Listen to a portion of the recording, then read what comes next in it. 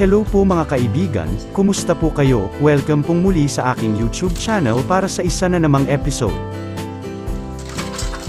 Nandito naman tayo sa ating mga 12 days old na mga piglets. May nagustuhan kasi kaming dalawang piglets na magandang gawin na mga inahin o palahiang baboy.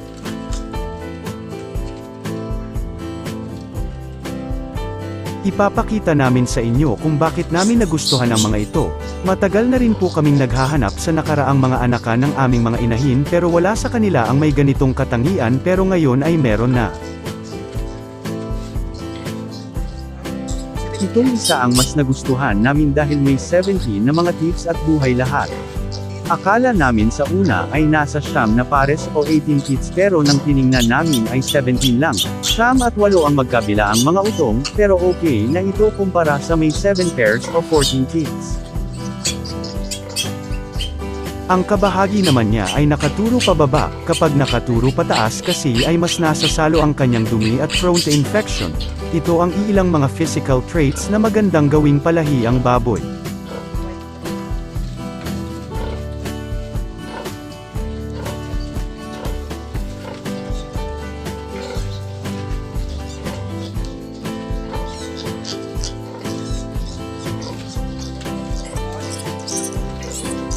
Itong isa naman ay may 8 pares na mga utong o 16 teats, isa din siya sa nagustuhan namin.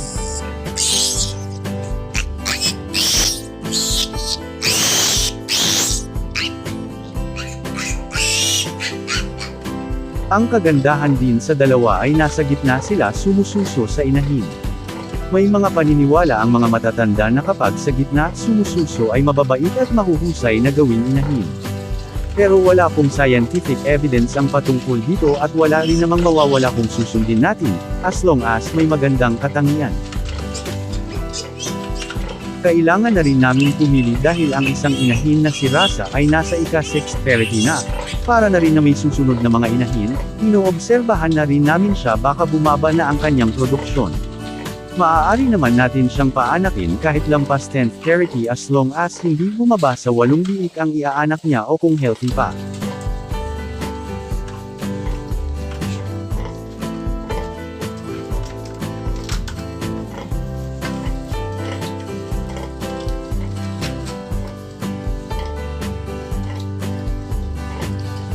Pati na rin ang aming barako na si Joey ay malapit ng ekal dahil mag-3 taon o baka hihina na rin ang kanyang similya. Hindi rin natin pwedeng magamit kapag ang kanyang mga biik ay gagawin naming mga inahin para iwas inbreeding.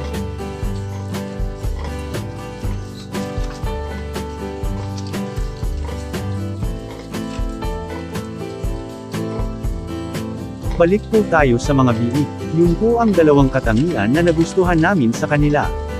Sana habang lumalaki ay mas makikitaan pa natin ng mga magandang qualities.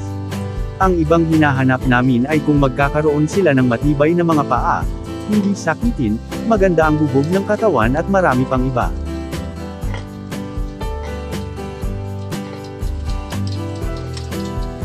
Mas advantage kasi ang mas maraming teats ang inahin para may extra pa ang mga biik kung sakaling mag-aagawan, nagiging sagana sila sa gatas at mabilis ang paglaki.